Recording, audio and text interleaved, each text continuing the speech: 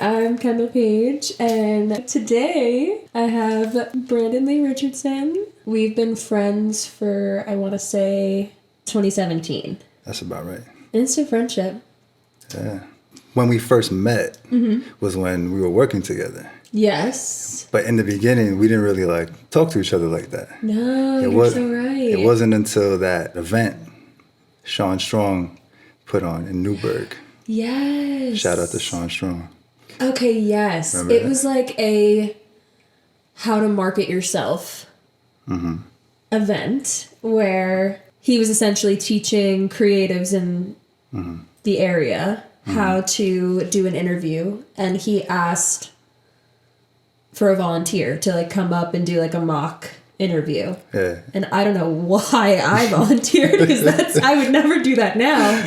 But I got called up, did a mock interview, and then he had me sing a cappella, and you just happened to also be in the audience. Yeah. I got there and I was like, oh shit, it's Kendyle. He's like, what's up? My brother, Roger, he told me that you could sing. And I was like, oh yeah, that's dope. Because I knew a lot of people that could sing really well. Yeah. But then that day when you sang it, I was like, huh, she could really sing. She could sing. And so after that, that's when I was like, yo, let's work together. Holy shit, yes. That was the moment that spawned it all. Yes. Well, before we get into more of that, I do want to know more about you and just your upbringing, how you got started in music, where you grew up, how that kind of influenced. So I was born in California. I moved to New York with my mother when I was 1, so I don't even remember living in California. I grew up in New York, and then when I was 15, we moved to Florida State for a year. After that, though, I moved back to New York for my junior year to play basketball. Yes. I was playing ball in Florida too, but I had went to a practice with my cousin at his school in New York because I was failing all my classes in Florida. I was failing everything. But so I went to the practice, and the coach was like, yo, come back up to New York, play for the team. I was like, maybe, because the team that I was on in Florida, we were nice. We won the championship and all of that. So I'm like, I don't know. But I was failing on my classes, so my mom was like, nah, you're going back to New York. So I moved back up to New York, and then I've been here since. Yeah. So, but as far as music, music isn't even really the first creative thing that I did. Okay. When I was little, drawing was the first thing. And funny enough, my mom was like, when I was little, she was like, why don't you know how to play piano? I'm like, nah, that's stupid. That's dumb. One of my classmates was playing piano in church. And she was like, Brandon, you could do that. And I was like, nah, that's stupid. I play ball. That's what I do. So at the time, I wanted to go to the NBA. And during the summers, we would go to different basketball courts, play ball. But we would also write these raps. We writing diss raps on each other. Love that. Right? And I started making beats. I was like, oh, this is mad fun. And I made my first beat. I showed it to my mom. I was mad hype. I was like, yo, Mom, listen to this. She's like, what the hell is this? This is trash. This is trash. She's like, what are you showing me? I'm like, nah, you don't know. This is fire. And so I just kept doing it. I got addicted to it. And then in Florida is when I learned how to play piano, because in the program there's a piano roll. So that's what you use to make chords and all that. I didn't know how to play piano at all. So I was like, all right, I guess I gotta learn how to play piano now. Yeah. And so that's what I did. That's dope. Yeah. That year in my class, I had never looked at a piano before. And so they were kind of teaching you the basics, what the notes were. I failed the class miserably, but it was because I didn't do any of the assignments. That's what it was. I started being around more gospel musicians at the first college I went to, and I learned a lot from them. That rubbed off a lot on me. And then when I got to Ak, that's when, at this point, I still didn't know how to read music that well. Yeah. And so when I got to Ak, Strunsky, I don't know if you... I did have Strunsky. You know Strunsky? Yeah. I did dabble in college. Nice. I took about... Yo, Strunsky's the Took guy. a little bit of that. Strunsky's the guy. So he heard me play. He's like, man, you're really good, but you don't know how to read anything. So what we're gonna do, we're gonna put you in the classes so you can learn and make sense of what you're playing. And that's when I learned theory, like advanced theory, and then that like brought it to where like I was here, and then boom, because now I knew exactly what I was playing. I could apply it to other things. Yes. I love that you picked up on theory so easily. I kind of think of music like speaking, right? Nobody learns to read and write before they learn to speak. And so like playing the instrument without learning how to speak, without learning how to read and write is like speaking. So by the time I got to the point where I was learning theory and learning the notation, it was easy because I'm like, oh, that's C. I know what the C is. I know. So because I was already playing it, it was just reverse engineering it. Yes. Kind of just make sense of the things that I'm already playing. Gotcha. And then that helped me get even better at playing. I love this. So, who would you say, like, pop culture-wise inspired you at that time in your life? Quincy Jones was my God, yeah. Quincy Jones was like the biggest inspiration. Yes. I watched every interview that he did, but that style of producing and that versatility, right? Fire.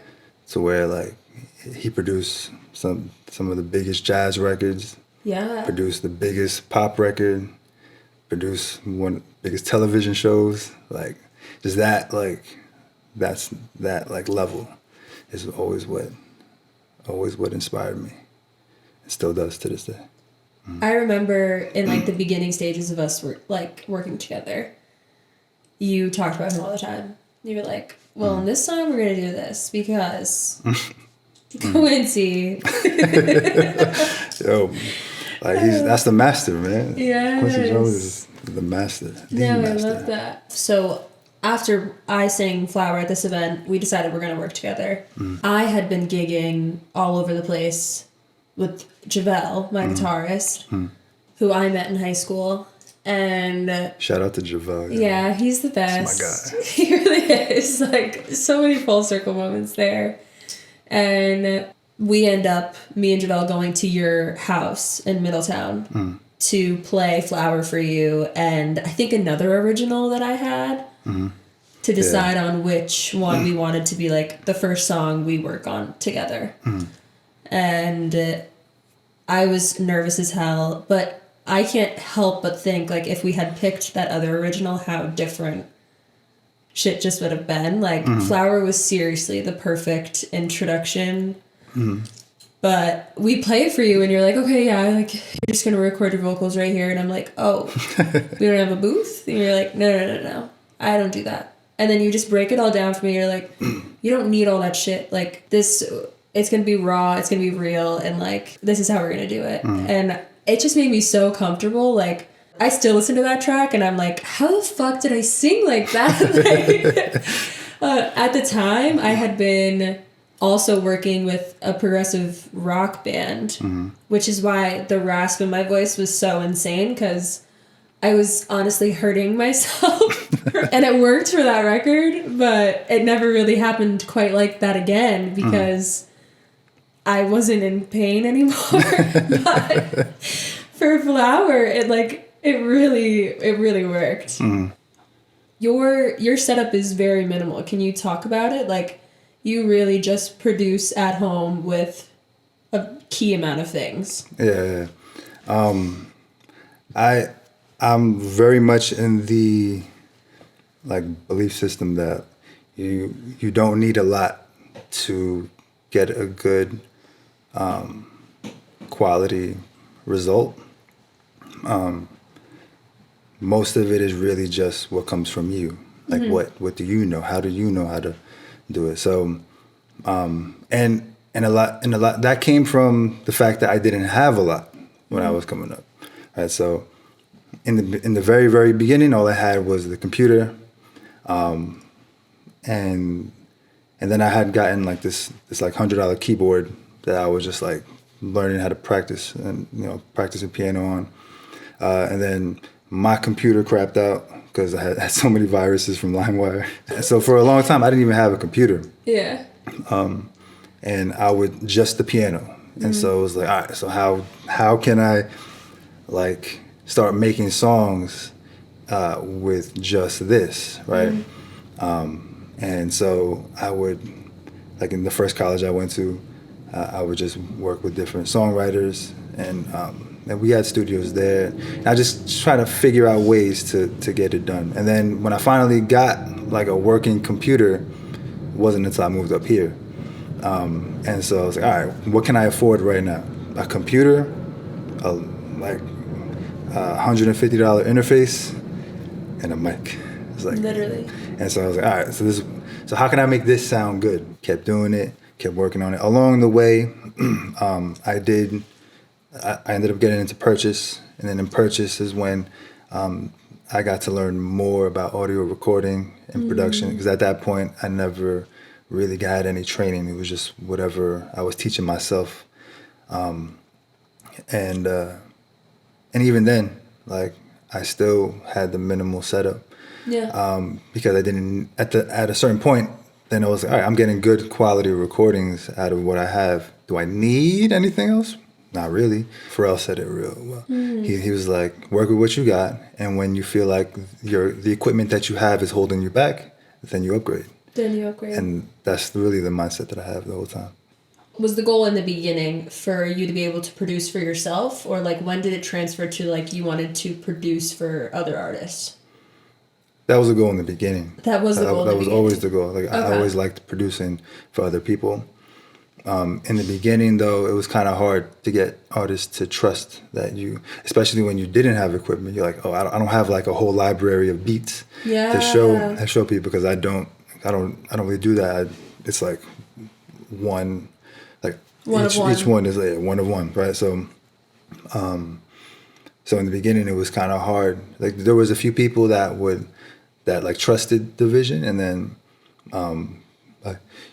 usually something good would happen from it. But then so it was kind of hard. So either people didn't trust it, or someone who did, but like it just didn't work out. Like they weren't really like trying to go hard, like as being an artist or anything like that. So at a certain point, I'm like, all right, I gotta make some type of song. So that's when I was like, all right, I'll just sing shit myself, right?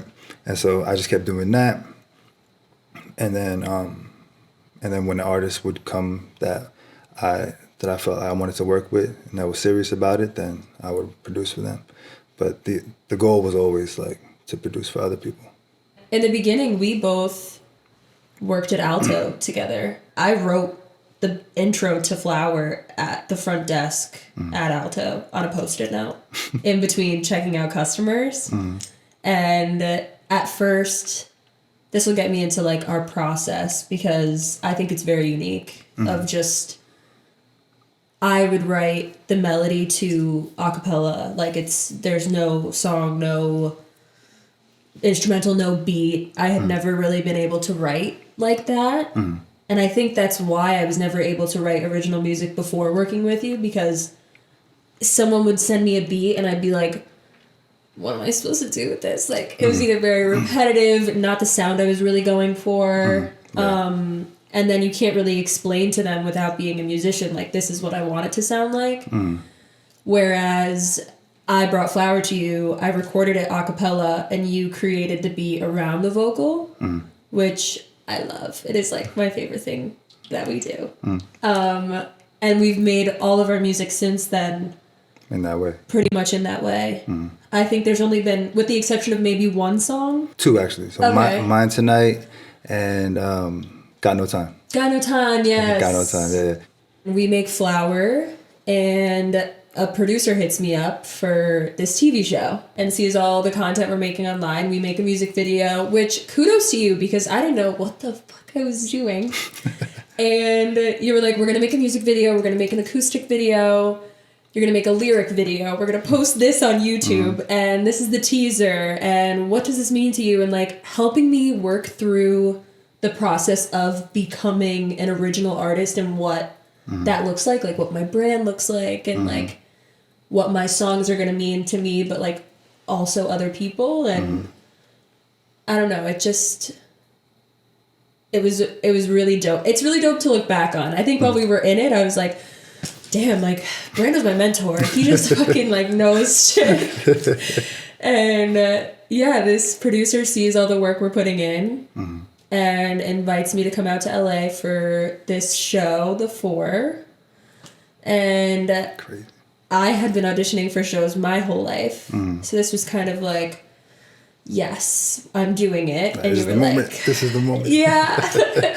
And you were like, I don't really, like, we should talk about it, because I don't really know if you know what it's like singing on TV yet. And I was like, yeah, I don't. And then we looked at the contract and it was shit. Because if you win, you get a record deal and all this stuff that like we didn't really want for me. And we came up with this like game plan of, well, we're still going to do it because we need the exposure. Exposure, yeah. Essentially got exactly what we wanted out of the experience. Did I walk away with a lot of, online hate? Yes. At the time, I think I didn't really know how to deal with online hate. But I didn't... My ego was at a different point. I think right now I'd actually handle it worse. But back then, I think I had such an ego that like I was like, I don't fucking care. Like, with all the hate that I did get, we got so much love. And really loyal people following our shit that weren't our friends and family. And I think that is what pushed us into this next era of being able to drop another single, drop a whole fucking album. That whole album is fire too. It is. There's a lot of That bops. whole album. I still have people send me songs from that album. They're like, this is still my favorite. Yeah. Yeah. And it was just like, now I hear those songs and I'm like, we could redo this. And mainly just the vocals. Like, I felt, at the time, I was in such a different era of my voice. Like, they do say the voice evolves. I'm a lot deeper. I'm a lot more of an alto than I was. Over time, your voice will change. So like you'll hear it and you'll be like, wow, I sound so young. Yeah, right? I sound like a little baby. But that's part of it, right? That's part of the growth. That's like Usher, right? You hear Usher's first albums, you're like, man, he sounds like a little child. Yeah. I mean, he was a little child, but true. But you know, there are times that I've been like, this isn't really representative of me anymore. Like, should it still be out there? And it's like, yes, 1000%. Because it was at one point. Yeah. And like, it's cool, like you said, just to see the evolution. Yeah. People who like your work, right? If they go back and they're like, oh wow, this is what she sounded like back then, and they can go through the catalog and see your evolution as an artist. So true. So it's always good to keep it. It makes you appreciate the newer stuff more too. At least for me. One other thing that I've always wanted to do too was like make music for film or animation, even video games. Yeah. But getting in that market is very hard. It's like very tough. Animation specifically, you know, it takes a long time to make those, and then things change over time. So I was making this music, trying to get it to different like animated studios. So, hey, put this music in your show or whatever. But it wasn't working out. So I'm seeing everywhere, like they want you to know some type of game engine. I see Unreal Engine a lot. So I started fucking around with it, and I'm like, nah, this is mad fun. This is mad fun. I felt the same way that I felt when I was like 14 or 15 and I downloaded Fruity Loops for the first time. Yes. I started fucking around with it. Okay. I had that same exact feeling. I was like, whoa. This is something this is dope. something like this is dope. Like I could do something with this, right? I've never made it. I had never messed with it before in my life, but I'm like, man, it's not the first time I did something I like never did. So I just started messing around with it. And the more I fucked around with it, the more I realized, I was like, nah, this could be something. Like, I could actually do something with this. And at that point, I had already written a script for an animated film. Yes. It was going to be an animated film. I wanted it to be an animated film. But I had written the script, and I was like, what if I made this like a video game?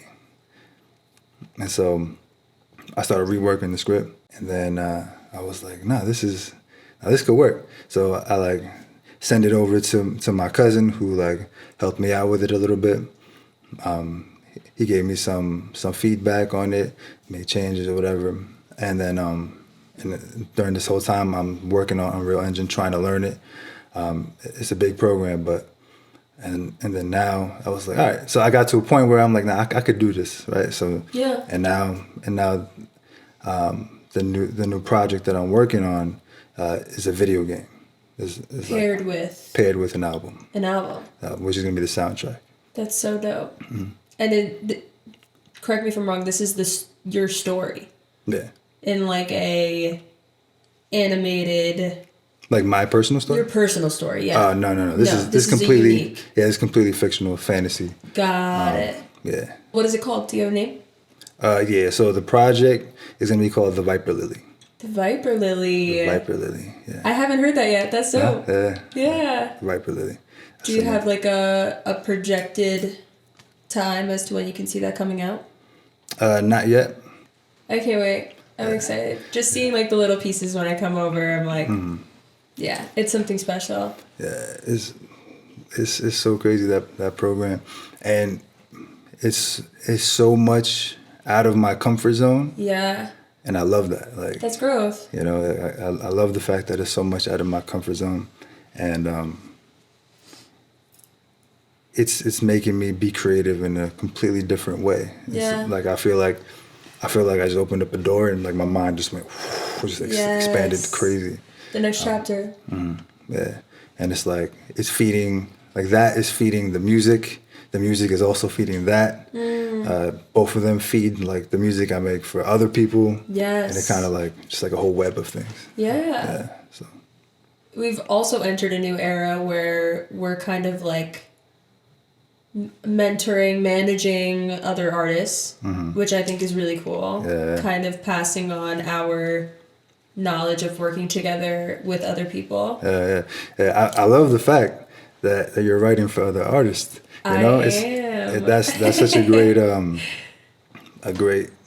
great thing to expand into. Yeah, you know? I'm really proud of it because I never thought I'd be able to do it because all my songs have just like always felt so personal. I feel like you've given me a lot of tools, and I'm really fucking grateful for it. Yeah, of course. That's honestly what it's about. Success is more so about empowering the people around you so that they can like come up, they can do it themselves, and then at some point then they branch out and then do the same thing for somebody else, you know. So like that's really what it's about. That's what success. If you want real success, it's like legacy, you know what I mean? Or even people say it all the time about when you die, like people will continue telling stories about you if you made your mark. Like you'll never die because your knowledge and or your story or what you gave to the world will continue to live on. And I think that's what I love about music is like it's going to be here way after we're gone. And hopefully people are still listening to it. Yeah. Or it's like some bullshit vinyl record they find in a shop and end up playing at their house because it only costs $1. Like, I know I do that. Yeah. So I wonder what the equivalent will be when we're long gone. Also very funny, I don't know what made me think about this, but I don't know how old you are, and don't tell me. This is my favorite thing in the world because you're like a legend. Like you're just like when I think about your spirit animal, I think about a turtle and how like you could be 300 years old and I would never fucking know. I'm a turtle. That's hilarious. Oh my god. Well, before you go, I have some quick rapid fire questions. Oh, fire. Let's go. That friends asked on Instagram. First album you ever bought, do you remember? Life After Death, Biggie Smalls. Period. Yeah. Oh, that's a fire pick. Yeah. Mine was I Love Rock and Roll by Joan Jett. Hey, there you go. Your favorite collab outside of me, of course. Back in my first college, I had worked with this songwriter, and it was the first time that we had made songs, the first song that we wrote together. And we did it for like this battle of the bands type of thing. And we beat everybody with that song. Shit. Yeah, so that was a really dope experience. Do you have this on film? No, this was back when like phones weren't really like a thing. Like smartphones weren't really like a thing like that. You could be fucking 95 years old, bro. Okay, dream artist to produce for. I would love to produce a song for Johi Saishi. That'd be super dope. Period. I could see that. Yeah. That'd be dope. Do you and Kendyle ever butt heads? I don't think we do. No. I mean, like, we may have creative disagreements, but usually it works out. Even those are rare. Yeah, those aren't really like... Usually I feel like I just have a bad idea and you're like, we're not going to do that, but we are going to do this instead. And I don't think either of us is ever like butthurt about it. No. When we work, there really isn't any like ego or anything present. I'm very big on that. No egos. It's whatever is best for the song. I think that's like what has made our relationship so long. Because like we just work together. Yeah, let's just create dope shit and have fun. Yeah. That's pretty much it. And it's a lot of fun. What is your guilty pleasure song? A guilty pleasure song? One that you're just a little ashamed that you still listen to. I'll give you mine. Yeah, what's yours? Super Bass by Nicki Minaj. Super Bass? Hey. This one is for the boys with the boots. It's so good. I know every word. The Pokemon theme song. That shit's stuck in my head all the time. I want to be the very best. Okay, that shit is funny. I was watching that with my niece, and I'm like, hey, this shit is fun. It's so fire. It still is. Amazing. Yeah, well, that's just fire. I want to end on that. I am just like so grateful for you and our creative partnership. And same. I hope it lasts for the rest of our lives. Same.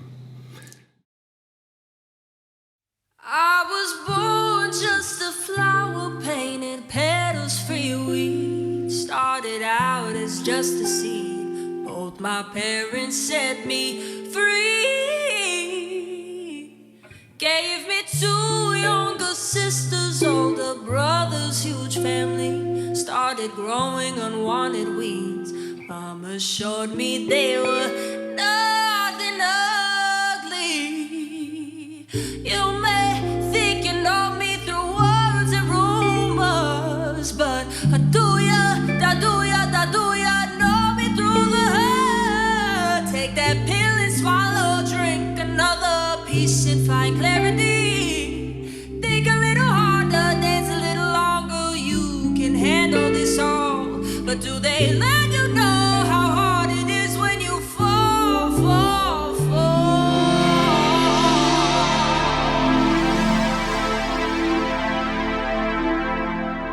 It fades to black.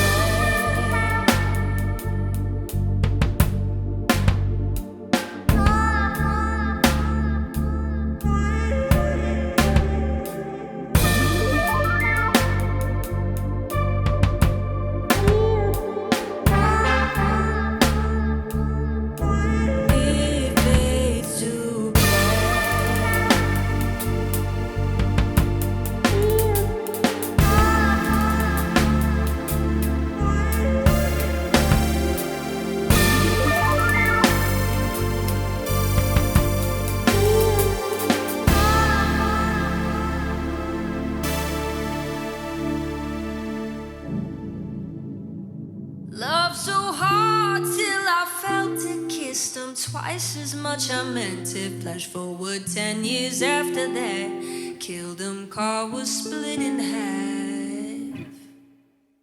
They say life is so easy, work real hard, good comes to you. Lived by that till my brother turned 32. Now tell me, how does the good really come to you?